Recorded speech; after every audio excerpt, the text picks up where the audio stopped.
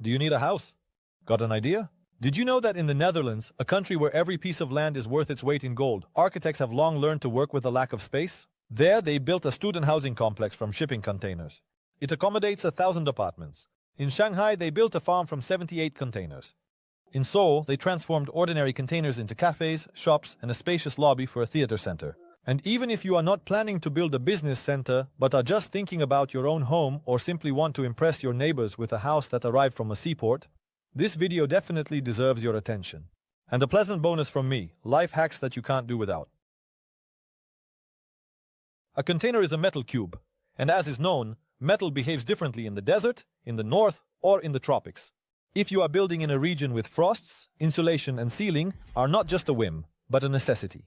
In hot zones, it's more important to dissipate excess heat than to insulate. Light cladding, external canopies, and ventilated facades help. In the tropics and coastal areas, the main threat is humidity and corrosion.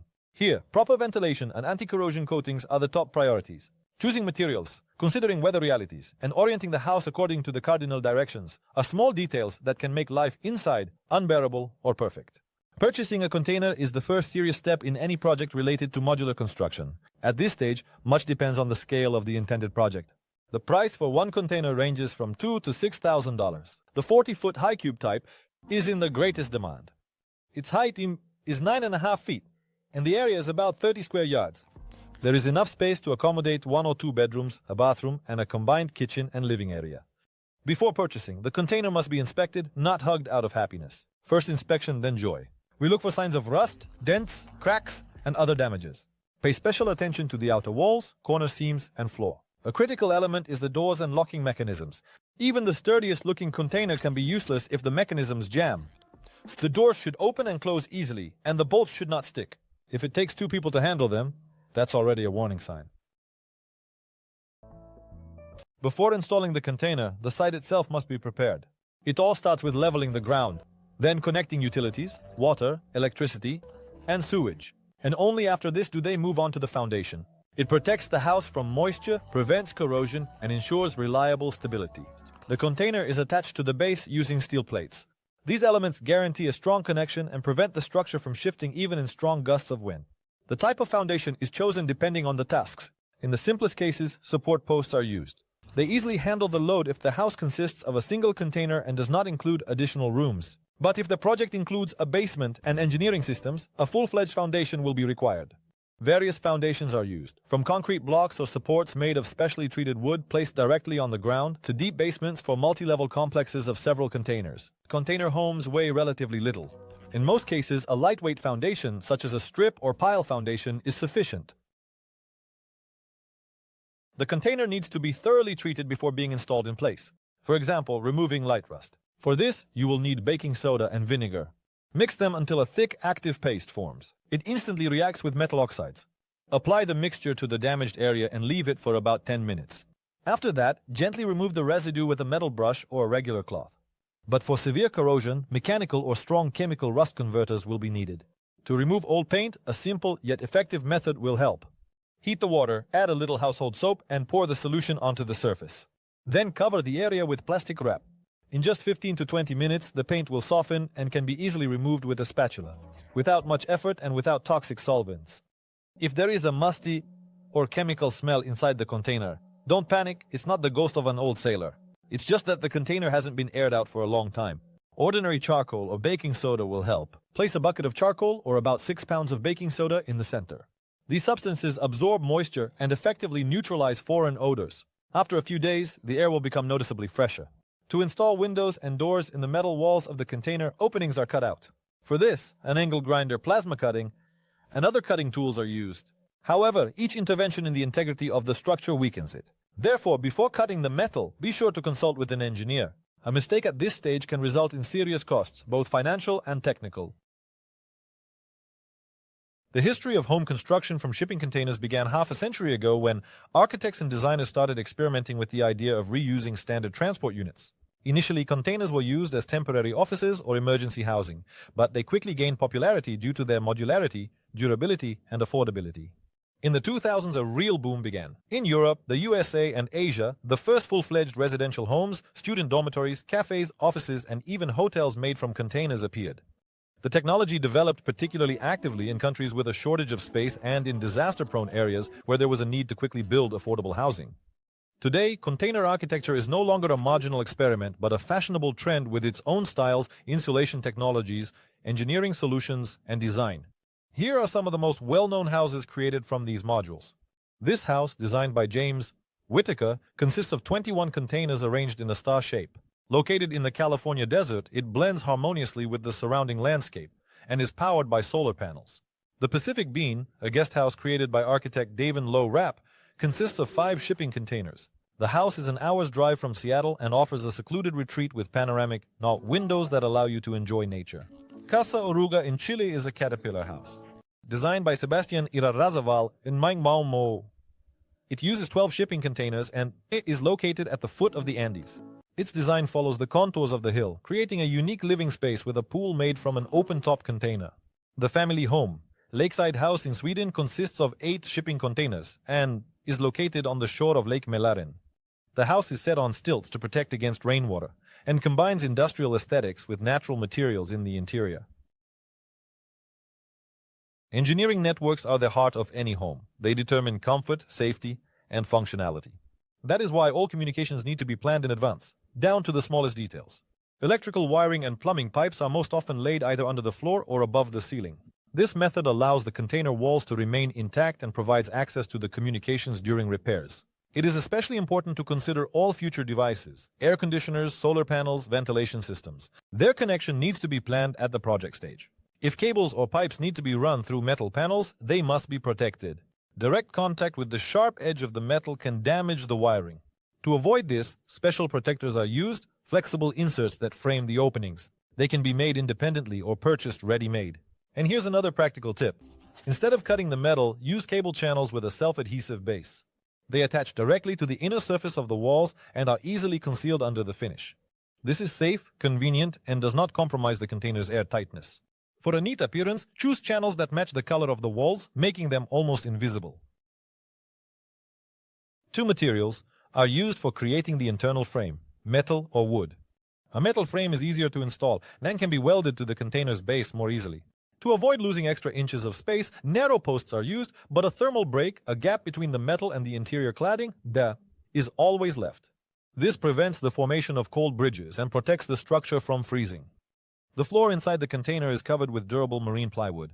This plywood is often treated with insecticides and pesticides such as copper, chromium, and arsenic to protect against pests during sea transport. For residential use, it is strongly recommended to either completely remove this plywood or thoroughly seal it before laying the finished floor. The container is a steel shell. Without reliable thermal insulation, survival inside is impossible. In winter, the metal turns into a refrigerator, and in summer, it heats up like a ship's hull under the tropical sun. Insulation can be done in 2 ways, externally or internally. External insulation is more practical, as it preserves usable space inside and simultaneously improves the exterior appearance. For this, siding, wooden paneling, or other cladding panels are used. Among the materials are foam plastic, thermal insulation boards, and spray foam. The latter is the most effective but also the most expensive. It forms a dense, seamless barrier that leaves no cold bridges. In harsh climates, it is especially important to insulate not only the walls but also the floor and ceiling. Modern solutions work here. Polyurethane foam or polystyrene foam. They are laid in layers providing even protection from temperature. And ventilation is a must. It is indispensable. An airtight container does not breathe, which means condensation and mold have appeared inside. If the house consists of several connected containers, gaps often remain between the modules. A quick solution is high-density foam sealant. It simultaneously seals and insulates. After it hardens, the foam is trimmed and covered with a decorative strip. Windows can fog up in winter. To prevent this, place a sachet of silica gel on the windowsill, the same kind that comes in packaging with electronics. It absorbs moisture. Even better is to install a small supply ventilation system. This solution not only eliminates moisture but also retains heat. The floor is a weak spot. Even strong marine plywood cannot handle it on its own. To prevent heat loss, first lay down a reflective underlay, a foil insulator, with a layer of polystyrene on top. This combination reflects heat back into the room and blocks the cold from outside. Sound is another issue. Metal conducts it excellently, turning into a drum during rain. To make the room quieter, acoustic panels, mineral wool, and drywall are used. Carpeting or cork flooring works well, especially on the ceiling and floor. Such a layer dampens vibrations and transforms the container into a warm, cozy space. And finally, ventilation. Its absence is a direct path to corrosion and poor air quality. The airtightness of the container requires constant circulation. Without it, the home loses its main feature, livability. Today, a container home is not just a place to live. It's a statement of independence from mortgages, a focus on ecology, and a desire to live more simply and freely. The container says, I am not afraid of experiments. I choose my own path. Some build a dream home, others a workshop, some a small guest house by the lake. And some turn a container into a mobile studio to travel across the country. Container architecture is not a style, it's a philosophy, and everyone has their own. Today, upcycling is in vogue, the second life of things that were recently considered unnecessary. Increasingly, for insulation and finishing, materials that have already been used are being utilized. For example, foam scraps left over from other construction projects. The main thing is that they are clean and undamaged. Cork panels made from former packaging are a real find. They are lightweight, natural, retain heat well, and reduce noise levels. Such materials are easily attached to interior walls and perform no worse than new insulators. There are also more unexpected solutions, such as windows made from construction debris. After buildings are demolished, frames, double-glazed windows, and sashes often remain. All of this is often discarded, even if the damage is minimal. A chip, non-compliance with standards, an old design, and a valuable item is already headed for disposal. Find such a frame, check its airtightness, and it will last for decades more. And if desired, it can be improved. The result is a unique facade with a story behind it. A container can be turned into a full-fledged house. And it is the finishing that gives it the appearance of a home. On the outside, siding, wooden cladding, and facade panels are used. It's not just about aesthetics. Such materials add an additional layer of thermal insulation, protect against precipitation, and improve acoustics. Inside, everything depends on the owner's taste and budget. Drywall, decorative panels, wooden slats, or composite boards. The choice is wide. But a container house is always a compromise. Space is limited and every detail matters. To gain space, vertical solutions are used. Cabinets up to the ceiling, hanging shelves, loft beds. Anything that helps is to extend the interior upwards. Folding furniture works especially effectively. Drop-leaf tables, transforming sofas, chair beds. Special attention is given to built-in storage systems. These are hidden reserves that solve the issue of order and functionality. Drawers in the steps, niches under the bed, shelves inside the walls. Each of these details transforms a limited area into a convenient, well-thought-out space where there is room for both things and life. Furniture can be made by hand, from wooden pallets. After all, what could be more romantic than a bed that, in its past life, transported boxes of bananas? In skilled hands, they turn into beds with high headboards, shelves, tables, a bit of sanding, a couple of fastenings, and you have a functional piece, simple and elegant in its own way. And if you add pull-out drawers, it also becomes a storage system. Shelves made from pallets, hanging, wall-mounted, built-in, can be made literally in an evening. All you need are boards, a screwdriver, and a bit of imagination. A table, dining, coffee, or writing is assembled using the same principle. Wood, coated with stain or varnish, not only showcases its texture, but also lasts for decades. It's important to use only pallets marked HT, which are heat-treated, and avoid pallets marked MB, treated with toxic methyl bromide, as well as painted pallets of unknown origin. Once the main surfaces are ready, it's time for the details. It is the decor that transforms a container from a technical volume into a real home. The walls can be painted in a dark matte color for coziness or in a light color to expand the space. LED strips will add soft, diffused light. Curtains are easy to sew yourself. Thick burlap, canvas, old blankets, all of these are perfect. Hang the fabric on a wooden rod, and the room will gain texture, warmth, and depth. The finishing touch is landscape design. It helps integrate the container into the surroundings so that the architecture does not clash with nature but continues it.